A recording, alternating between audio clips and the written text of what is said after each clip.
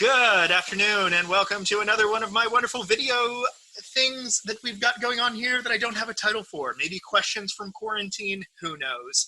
But I am here today with a friend of mine who I have worked with in the past, who his background is in stage and production stage management. I'll go ahead and let him introduce himself. Hi, everyone. My name is Brian August. I am the production stage manager for Des Moines Metro Opera, which is a summer opera festival that runs in Rep. We are obviously not performing this summer, but it would have been my 10th year in a row there. And during the main season, I am one of the two stage managers at the Houston Grand Opera, which is one of the 5 largest opera companies in the country. Very, very cool. So, generally start all of these out the same way. How did you get where you are? How long have you been doing it? What has been your journey to get you here? Sure. So I started stage managing back in high school, which looks, very different than it does now. But I started out my freshman year. I worked backstage on the set building crew and then like the run crew for the musical West Side Story that my school did when I was a freshman. And then I was interested in the stage management side of it that I saw. So when I was a sophomore, I was an assistant stage manager for the first 2 shows that my school did. And for the 3rd show, my sophomore year, I called my first show. And then I continued calling all of the shows until I graduated. Looking at what I wanted to do, I was really good at stage management and really good at English. And I did not know what you would do with an English degree. So I decided to go to school for stage management. And now, if I ever decided to change careers, I don't know what I'd do with the stage management degree. So it doesn't matter really. I went to Boston University where I obtained a BFA in stage management from their conservatory style program. While I was there, I worked a lot with the BU Opera Institute, which I liked the fact that they had really large budgets for the shows. I really liked the aspect of combining the music with the theater. Sometimes there's even like a dance element involved in opera as well. There's obviously like the visual medium, the sets are larger, the costumes, there's usually more costumes, there's more people. I like the idea of all of that. And it really is just harder because you have to be able to follow score and call cues off of music. It's not just out of a script. So that really kind of pushed me also as a stage manager. So I liked that a lot. Going into my senior year, that summer, I did an internship at Central City Opera, which is a summer opera company in Central City, Colorado, where I was you're essentially a second assistant stage manager. We can talk a little bit more later about how opera actually breaks that down. But I was responsible for running one side of the stage and doing all the wardrobe paperwork. And I then applied that summer to work at Opera Boston. I had known my assignments through BU already, and I saw where my gaps were, and they lined up with a professional company in Boston as well. So I applied there, and I was accepted also as a second assistant stage manager. My senior year, I had a really difficult production called Così fan tutte, and I decided I did not want to do opera anymore. It was the worst. It was terrible. I honored my existing contract through Opera Boston and things. But my last school show was awful. It was terrible. So I, somewhat as a joke, applied to Busch Gardens, Williamsburg. And then they actually interviewed me, and it was a great interview. I thought I interviewed terribly because I think I always interview terribly, and apparently that is not the case. And they made me a job offer for a job I was probably not qualified for at 22 years old. That's how it goes. To be a senior area supervisor. So for a brand new park-wide project called Illuminates. So Illuminates was a park-wide extravaganza that there were 4 or 5 shows uh, Five somewhere, sounds right. Five sounds right. right? I'm trying That, to remember, but yeah. yeah, I could probably count them out, but that were about 5 to 10 minutes long only. And they occurred every hour on the hour from 5 to 10 p.m., I think is what it was. And that would encourage guests to stay in the park longer because you couldn't see all the shows unless, you know, you stayed for each hour of those times.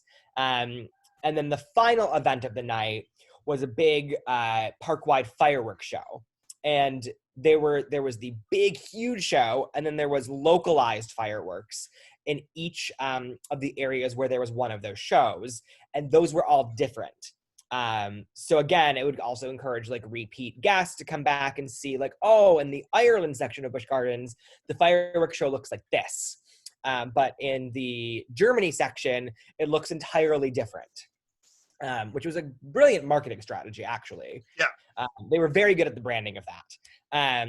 So I was responsible for supervising all of those shows and working with the different departments in the entertainment department at Busch Gardens, working with the rehearsal department on scheduling and budgeting the hours, on the timesheets of all those people. All of my, I had stage managers for each of those. That I supervised all the crew members, all the cast members. So I would just go around to each show in the rehearsal process and see what was going on, troubleshoot problems with them.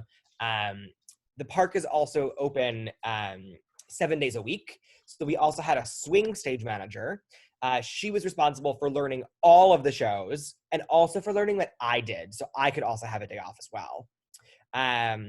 One of the tricky things about Busch Gardens with this is that when we were rehearsing and then teching these shows, the park was already open for guests for the regular part of the season already.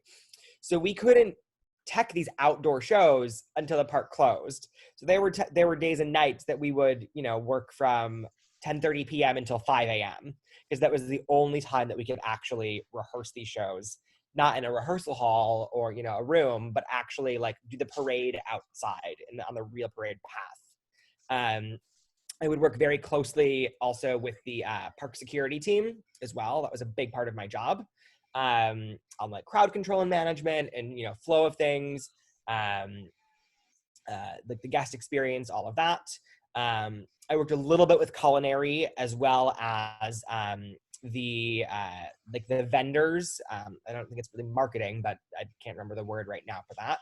On places that ideal locations were to be out of the way where they could sell like the branded Illuminates cups and things like that. So that was kind of my day-to-day operations, what the planned operation was. And then partway into the process, they decided to throw the fireworks show at me and make me responsible for the fireworks. That was something I had zero experience in any way. So I was trained in pyro safety and all of those things. And then I actually developed the standard operating procedures for all of Busch Gardens for how to run a fireworks show. And it's actually, as far as I know, a couple of years ago, it's actually still what they use today. Nice. And I was only given about a week to do it. So what I actually did was take, when I'm stage managing an opera or something, you have a top of show sheet, really, which is, your places calls, you have to make sure all the headsets work for everyone that you're talking to, so that they don't miss a cue, things like that. So I took that format and then repurposed it to be for a fireworks show.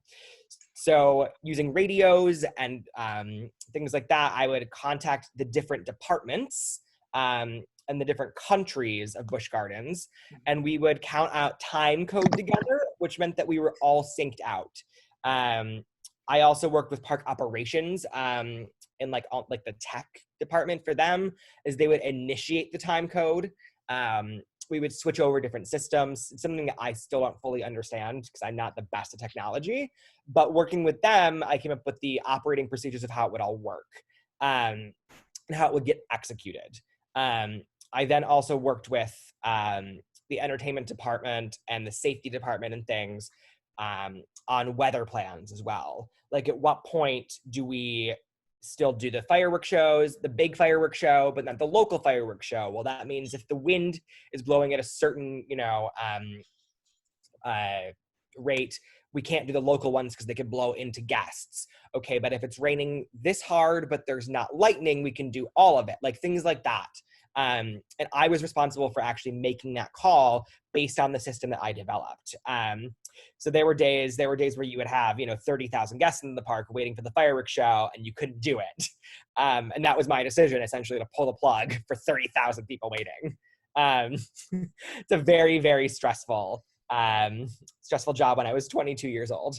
After that, after Illuminates ended, I worked on the Halloween show, Howl-O-Scream.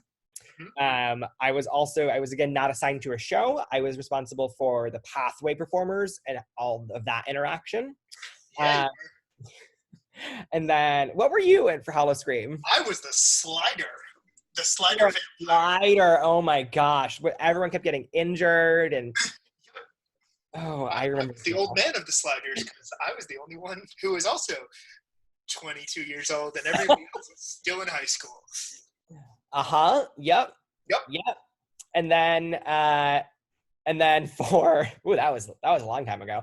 And then the final event was Christmas Town, where I was responsible for Santa Photo, which it's much less special than it sounds.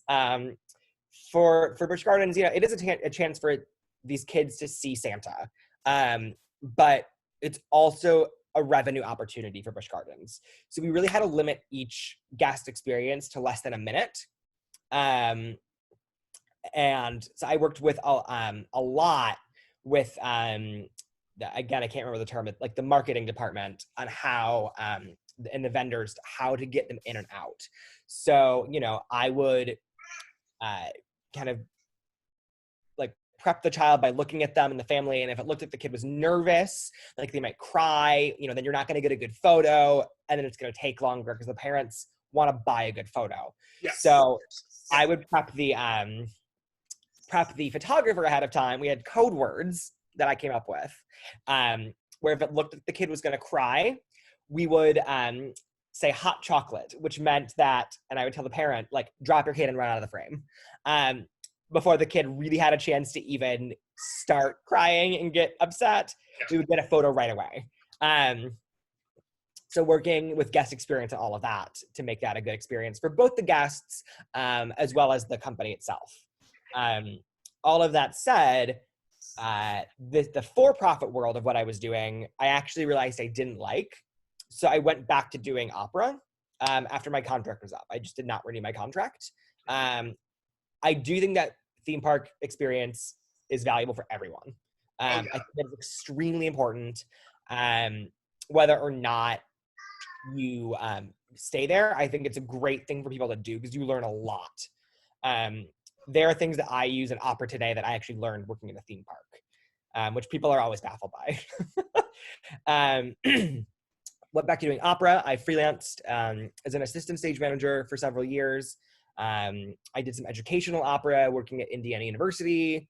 I would do like 2 shows a year for them, Michigan Opera Theater, a few other companies. That's when I started at Des Moines that summer. I started as an assistant stage manager. A few years later, I became a calling stage manager. So I would call 2 of the shows a year. The production stage manager, who was the head of the department, would call the other 2 shows in the summer. And she was responsible for the whole department. She was not asked to return. We'll leave it at that. So I was promoted in 2014. So I've been running the stage management department at Des Moines Metro Opera since 2014. We can talk about that in a bit. In 2015, I was offered to be the production stage manager of the Atlanta Opera. And I moved down to Atlanta as a home base. It was still a freelance gig, but I wasn't really living anywhere and I was ready to like own furniture and settle down and have some roots and things. So I still moved there. because it was still a freelance gig, I still had gaps when they were not doing shows. So I would still gig out to these other companies. I did my 3rd winter at Sarasota Opera that year. I did, let's see, I did El Paso Opera for 1 year in there. It was like a 3-week gig, things like that. My 2nd year in at the Atlanta Opera, they created a full-time position for me. They expanded their season, how many shows they did. They added a young artist training program, things like that. So they had a lot for me to do. So I worked with the artistic and production departments, straddled kind of the 2 of them, and would do all the scheduling, all the coordination, all the room reservations, the daily scheduling, the young artist scheduling, future planning of, shows, working with the directors, sometimes even 2 years out on stuff. I would advance the show, so I would study all the shows that we were going to do. And then I would stage manage 5 of the 6 productions a year that we would do. I would do that from August until May. I did that for 4.5 years. And then halfway through the season, so in this fall, there was an opening at the Houston Grand Opera. And originally I said I was not interested for it. Because it was starting 2 weeks into when I had just been back in Atlanta, basically. And that was not enough time for me to feel appropriate to leave Atlanta without setting them up, especially because I'd been the only person there for such a long time. When Houston couldn't find someone they liked to do the full season, they agreed to split the shows up. So they had their former stage manager, who was bumped up to their production manager, to actually do the first show. And then I applied and I got the job. It was a very long and difficult interview process. There were several rounds of interviews just to work at a company of the size and the scale and things. And I did my first show this past winter, and then followed by a concert, which was live streamed on the internet, which was really exciting. It was a concert / like competition for young singers. I've never done a live, truly live broadcast like that before. I think it's still up on their YouTube page. You can see me in the background of some shots when they do like the backstage shots. Nice. And so I didn't have to call any of the camera cues, but I did have to work with their department and their broadcast department for when we would switch between live video and projected and all those different things. And then I was starting prep on my 2nd show, which was a production of Zalame. It was a very exciting production. The production originated in Valencia, Spain, with a lot of automation, which is motors that move scenery in crazy different pieces, and live video projected onto TVs that flew in. And it was very, very exciting. And I was very looking forward to it. And we all know what happened there. So here I am today, talking to you all. Great. Very, very cool. Well, thank you so much. You've had quite a good career, and you can see, for all of my students, why I say if you choose to work in technical theater, you'll pretty much always have a job as long as you're doing it well. Because seriously, the joke in the theater is those are the people who will consistently be working because, well, they do. So just keep that in mind as you're going forward. But that being said, I've got a bunch of really good questions from my students. You kind of answered this first one, but it came up in a few different variations, more so than with the performers. But have you ever had any doubts about your career choice? Oh, sure. Sometimes, you have a very, very hard show or a very difficult show, and not even necessarily career choice, but sometimes it's career location. Like, is this really the right place for me? Why am I dealing with this again? Or maybe, even if I didn't do stage management, but went into like artistic administration or something like that, something that's, adjunct of still what I do, would I enjoy it more? Yeah, you definitely have those times. I've had them more than once. There are times where I've even applied to other companies and even done some interviews and stuff, and then ended up not taking it, or not going, or not even necessarily following through. I actually really, really like calling cues. Um, I really like that part of my job. If if there was a way for me to skip the rehearsal period, Okay. just like download all of that information into my brain, that you, because the rehearsal period is so important. I could not call a show if I skipped rehearsals. Of There's course no not. way. Yeah. You know, the nuance. There's you know, in opera, you know, it's you actually learn, you know, looking at a conductor, like if they're going to take a slower beat there and there's a light cue that has to go on that beat, you don't, you gain that information by being in rehearsals. You know, if a singer's, you know, they don't, if they're supposed to walk a certain way but they always slow down for a second, you're not going to know that unless you're in the rehearsals, and then you'll call the cue wrong and it will look bad. So I just don't enjoy that part of the repetition of the process. Yeah, that makes sense. Myself, I like being on stage. I love tech actually a lot, and I love performances. Cool. I have friends who are stage managers who actually prefer the rehearsal process more. There are people who like all of it, things like that. But yeah, there's times where like you have a very, very difficult director or, you know, a very difficult thing in the rehearsal process, and you're just like, why am I doing this? Why is this like, I shouldn't be putting up with this. And then I get to the other part of my job where I'm like, oh, this is why I just love this part so much. You know, can I imagine myself doing this forever? Maybe.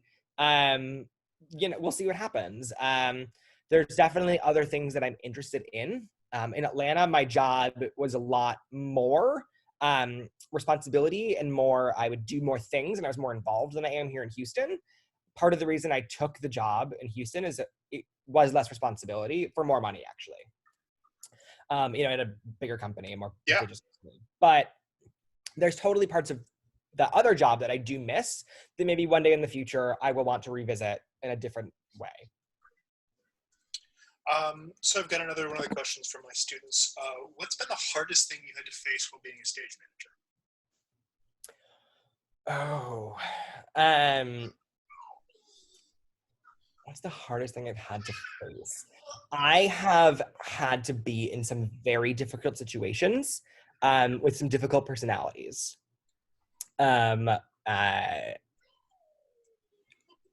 You know, most of the time, you know, you hear these rumors about opera singers being divas and things like that. They're not usually true. People are usually very, very nice and very, very friendly and very, you know, amenable and things. But opera rehearses on such a much tighter schedule than theater. You know, a lot of times like a play or something will spend 4 to 5 weeks in the rehearsal room, and opera will spend about 12 days. And sometimes you're doing an opera that's 3.5 hours long versus a play that's an hour and 20 minutes or something like that. Yeah. So the rehearsal schedule is much tighter, and sometimes that can create tension. You know, if a director isn't getting what they want out of a singer, you know, things like that. In opera, we often work with a lot of foreign singers. We work with people from all over the world. You know, I was doing a show once where the leading tenor was Italian and spoke very little English, and the lead female was French and she spoke no English, and they couldn't really speak to each other. She and I couldn't speak because I can speak Italian but not French. The director could speak fluent French and a very good amount of Italian. So our rehearsals were in many different languages every single day. And that often, the language barrier alone often led to some big blow-ups because there were just misunderstandings. Yeah. You know, and me having to know when is the time to intervene and call a break, when is the time for them to just work it out and just be there and observe. Yeah, I don't want to go into too many details about that situation, but things like that do happen, and you have to use your best judgment and you have to trust your gut. And there's times where, you know, I've been in situations and looking back at a situation from like, you know, 3 years ago, I would think now, oh, I would have handled that differently had I had the experience, 3 more years experience now. But you don't have that at the time. So you just have to do with what feels appropriate and right at the time. You know, for the most part, I've worked at companies that really do have and really have supported me in my decision-making process and have backed me up with whatever I've done. They have trusted me to make the right calls, and they have supported whatever call I've made in situations like that. You know, I am very open and communicative with them on that front too. Like if it's especially, you know, if it's an evening rehearsal and something goes wrong, I will text the head of the artistic department or whatever and say like, ooh, there's some stuff going on right now. I'll keep you updated. It may not turn into a thing, but just so you're aware. You know, sometimes they'll just, oh, come by the rehearsal room and just sit in, you know, to be an extra layer of support as well. For sure. Yeah. What skills do you need to have in order to do your job? Sure. So especially for opera stage management, you need to be able to read music very, very fluently. Okay.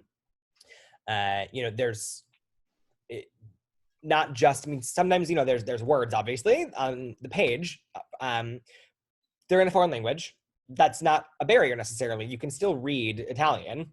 But then you'll get to some very, very complicated sections musically. You know, sometimes even just the overture. Or sometimes, you know, you have a huge page that's, you know, 12 people singing entirely different things all at the same time in Russian. I don't speak Russian.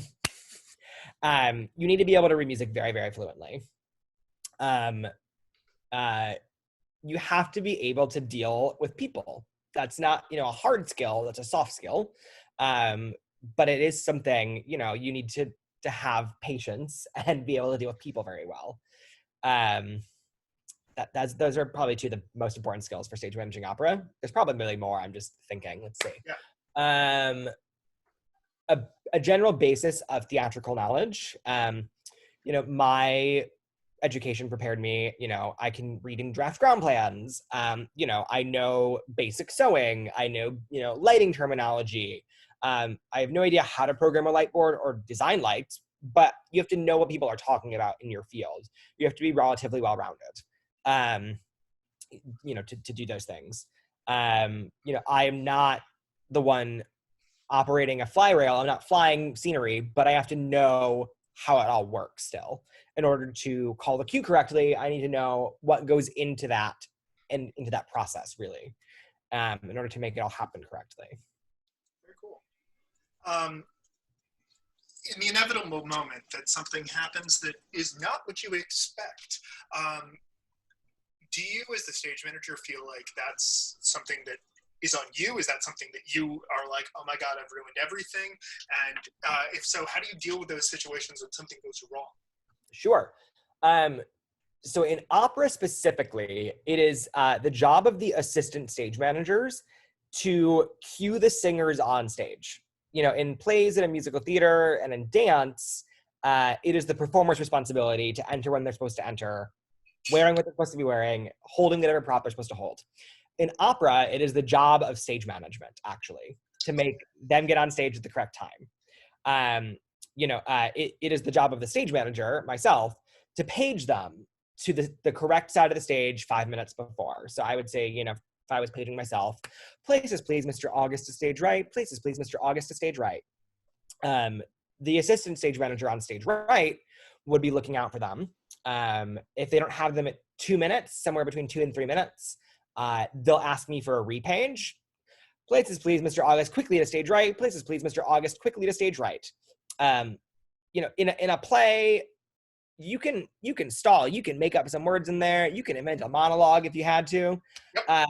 There is no stopping an opera once it gets started. That train does not stop because that conductor does not know that that person's not off in the wings. They're going to keep conducting.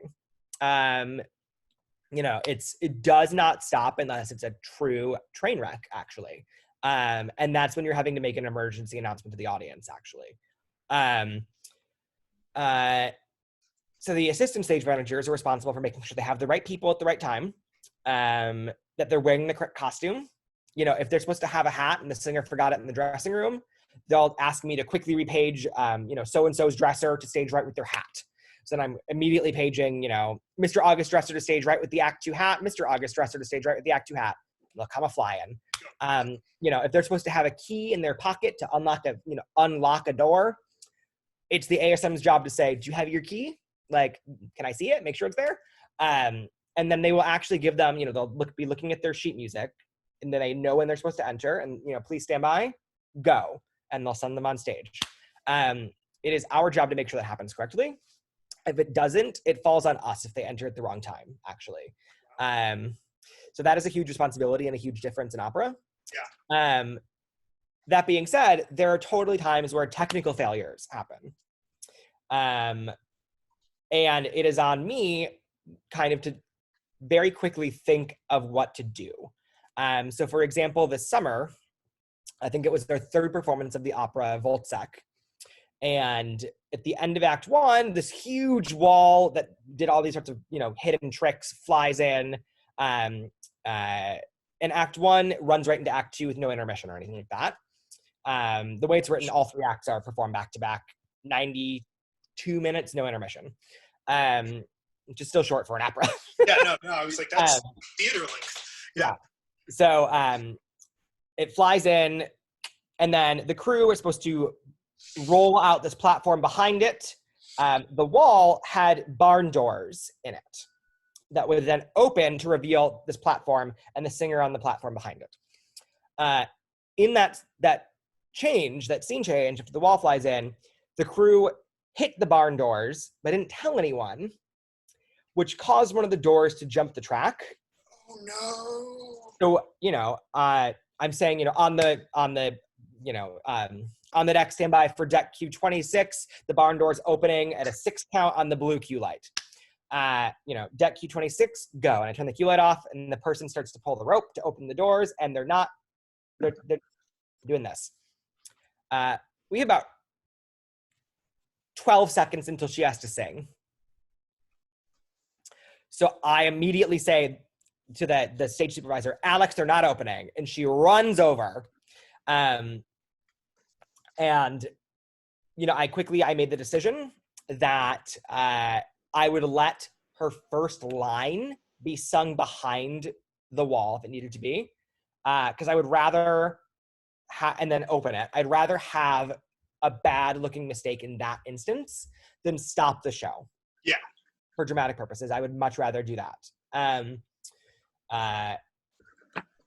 Something that I say is always very important, and I maintain. I always have my list of emergency announcements in the front of my binder, ready to go.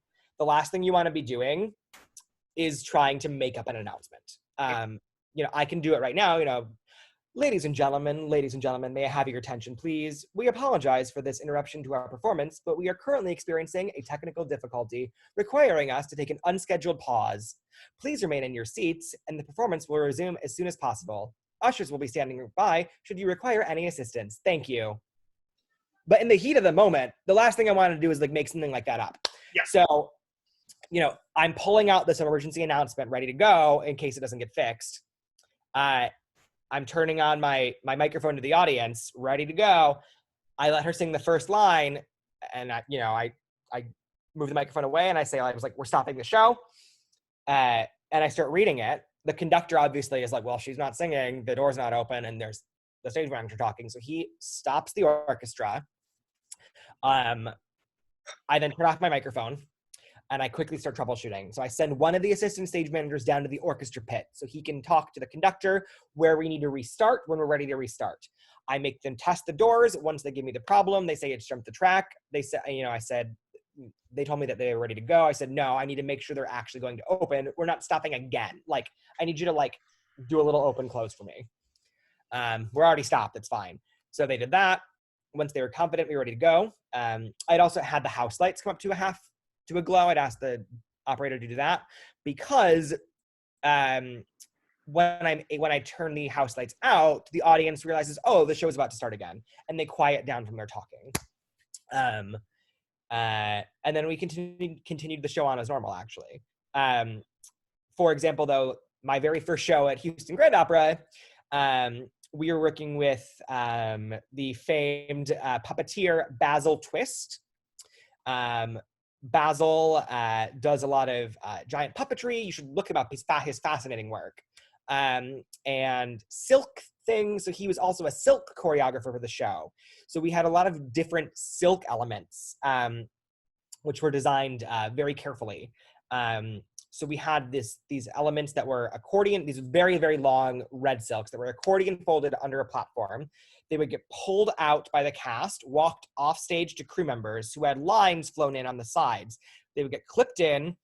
On my cue, they would get hoisted up further and further and further on different tempos to make a different level, while they were breasted off to the side. On another cue, they would swing in and snap in, and then on another cue, they would fly out completely.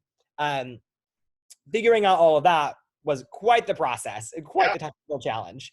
On the opening night, because there were 4 silks, 2 downstage, 2 upstage. On the opening night, the upstage lines got tangled coming in, which meant that the silks that just got pulled off stage were just sitting on the ground. Yeah. So that's not worth stopping a show by any means. It's just an element that's just not going to happen. But the problem now is that there's now silks on stage that are not going to go away for the next scene.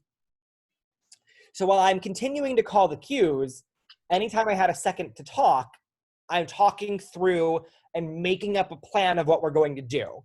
So, I'm saying, light 62, go. I need 2 carpenters on either side, upstage. On my cue, when I call rail cue, 13 for the downstage silks out, you're going to pull them off stage. Light 63, go. Like continuing all of that to then all of a sudden, when those fly up, those get pulled off stage. That was not something I had planned on. It had worked every single time in rehearsal. So it's not even like it was something that was even in my consideration of like, oh, what should the backup plan be for this? So while I was doing the rest of the show, doing all the spot cues, all the paging, all these things, I'm just spouting out a plan I'm making up on the fly and coordinating it. And, that's something that the audience isn't really going to notice, probably didn't happen. Yep. So things like that happen as well. Nice. Do you get to pick your own team? How involved with you or that process are you? In Atlanta, fully. In Iowa, fully as well. In Houston, I am not. There are 2 stage managers, Annie and myself. Our boss, Kristen, who's the production manager, picks and assigns the teams and who is doing what show as well. We can put in our requests of what shows we want to work on, but it doesn't always work out. Looking, towards next season in the fall and things, Annie and I wanted actually entirely different shows. The way Houston works, they do 2 in the fall, a winter Christmas show, 2 in the winter, 2 in the spring, all at the same time. So that's why there's 2 of us. We actually wanted entirely different shows. So there was no like, okay, well, if you get this show, then I get this show. Kristen didn't have to make any difficult decisions. We actually got exactly what we wanted for next year. In Des Moines, I start the interview process for the summer in November. I usually put up the job posting first week of November. We get in for stage management. I usually get, for the intern, we have 2 intern slots, which we hire new every single year. We have 4 assistant slots, and we have 3 other stage manager slots. We have 4 stage managers counting myself. And we usually have like 1 to 2 new assistants a year, depending, and always 2 new interns. So probably for the intern positions, I get around 50 applicants. Depends. Sometimes it's, 70, sometimes it's 30. It just kind of depends year to year. A lot of the intern and assistant applications don't meet the job requirements, or they don't follow through, or they spell my name wrong, or they, instead of putting Des Moines Metro Opera, put Pittsburgh Opera in their cover letter or something. Those ones immediately got the door. I don't grant them an interview, because for stage management, consistency and things like that matter. Proofreading your work. So Sorry. I then, sort through who I'm going to interview. I make them into yeses, maybes, and then my nos. The maybes are people, if I interview all the yeses and the interviews didn't go that well, or I extend them a job offer and they say they turn us down, things like that, then I'll move on to the maybes. My interviews last an hour and a half each. Nice. I spend an hour and a half per person. The first 45 minutes are actually me talking about the company, how we work, how our stage management team works, how the company works, I even go into how the company was founded and used to run, how we've grown, our facilities, our housing, what we do for travel, all of that. I give a detailed description, of the stage management, the stage managers for each of the shows, the directors, where the shows are, who the designers are, things like that. The second half of the interview, or another 45 minutes usually, is just me asking them questions. I rarely ask for a follow-up interview. I usually know pretty well if they're a good candidate or not right away. If I am hiring a new stage manager for the season, I usually will ask my boss to do another interview with them to get their opinion. Des Moines Metro Opera is a very difficult company to work at. For many ways, the way that our schedule functions is very difficult. Working in rep, it means that each of the assistant stage managers is working on 2 shows, which means that if both of their shows are rehearsing at the same time in that afternoon, one of the shows is not going to have that assistant. You're not going to have help in the room. So it's on the stage manager to kind of step up and go and help with them. They may have to be doing the cueing of the singers on stage themselves. We have much greater success when we promote from within. I had this lovely, amazing woman, Marissa, was my intern in 2015. I do not bring people back the year after they're an intern. It is a personal policy of mine. So she went and worked at Central City Opera, where I mentioned earlier I was an intern, in 2016. I then brought her back as an assistant stage manager in 2017 and 18. And then I promoted her to a calling stage manager in 2019. We've had great success with that kind of track. Yeah. We have less success if people come in as a new stage manager and have not actually worked their way up, just because it's a hard company to kind of break into. Yeah. But I do pick my own team exclusively. That is very, very important to me there. My bosses, thankfully, have supported that for years. Last year, I think we had probably, and what would have probably been this year as well, I think some of the strongest stage management teams we've ever had there. We all got along super well. We made some impossible shows happen last year. Since I've been there for last year 9, coming on 10 years, I know the company so well. I know who will work there well. And my bosses trust me with that information as well. Very cool. What is your favorite show that you have stage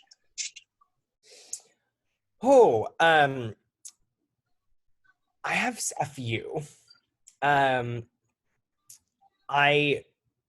I think one of the crowning jewels of, if not the most crowning jewel of the shows I've done, was last summer's production of Wozzeck. Not the show that had the stopping, but the show as a whole. I've never had to talk so much in my life. I did not stop talking for 93 minutes. I have it recorded. It was non-stop talking and cueing.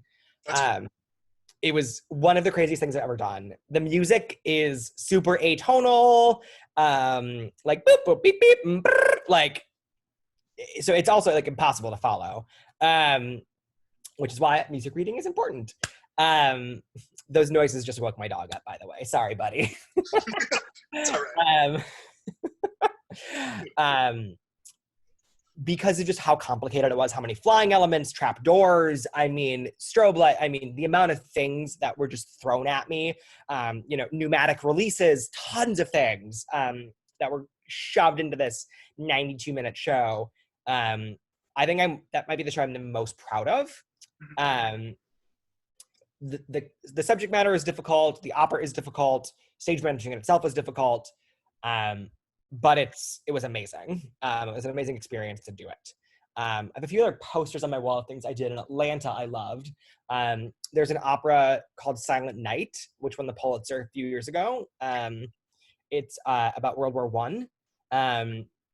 It's sung in English, French, and German, and it's about the Christmas armistice and how they all did like a ceasefire to all celebrate Christmas together. The story itself, it's based on a true story. It's completely moving. The show itself was very, very also challenging to stage manage, but I loved doing it. And it was very rewarding. There's an opera called Turandot. The production that I did of that, we were the 8th city to do that production. Super fun to stage manage, super fun to call every night. It was very, very large. There were like 130 people in the cast. I did like a by the numbers breakdown for them to do on donor tours. And it took, I think it was 281 people a night to make the show happen. And that was not counting like the Atlanta Opera staff, the ushers, none of that. That was orchestra, cast, and crew only. It took like 281 people a night. That's crazy. To do that show, all listening to the sound of my voice, literally. When do they go on stage? When are the crew members operating things? Down to the orchestra knowing when to tune to start the show. All of that's on my cue. It was super fun to stage manage and to actually call that show. Love that. There's an opera called Dead Man Walking, which is based on a true story. There's also a movie starring Susan Sarandon and Sean Penn. It's a very, very difficult story. The subject matter is very, very challenging. And it's something that you don't necessarily get to deal with in opera a lot. It's something that you deal a lot more with, these very difficult subject matters in plays and things like that. The opera itself is in English, so it's very accessible to people. I got to stage manage it in 2014 in Des Moines, and an entirely different production in 2019, about a year and a few months ago in Atlanta. Also one of the busiest shows I've ever done. Lots of slip stages, things moving back and forth, lots of flying walls, lots of projections, really, really challenging. Scrims, costume changes, children's choruses, the amount of things, fight choreography, it has the kitchen sink in it. That was super fun. And then that was a co-production with the Tel Aviv Opera in Israel. So all of my paperwork, my score, everything got shipped over to Israel, and they just did it this past December.